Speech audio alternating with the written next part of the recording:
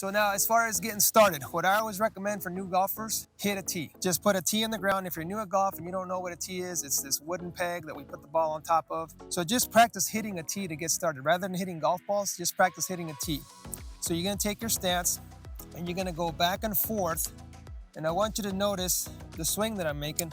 It's just half a swing. I'm not making a full swing to start with. So basically our club head is just making a nice little happy face. Practice with that. Now there's a couple of points I want to make sure you're aware of. So number one is when you take the club back, make sure that your hips are not swaying off the ball this way. So you see there, that's a common mistake I see a lot of new golfers make, is they move off the ball this way. So we're just basically turning off of our back leg, our right leg of your right hander. You're just turning, turning, turning. So that's number one.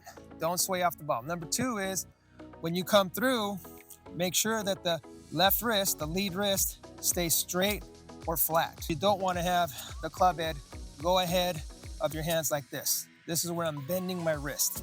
You can see my front wrist is bending, my back wrist is bending. What that does is it hits the ball really high and really short, even on a short stroke like this. When you start making bigger swings, the ball's not going to go very far. So make sure that you don't sway. Make sure that your left wrist, your front wrist is staying flat.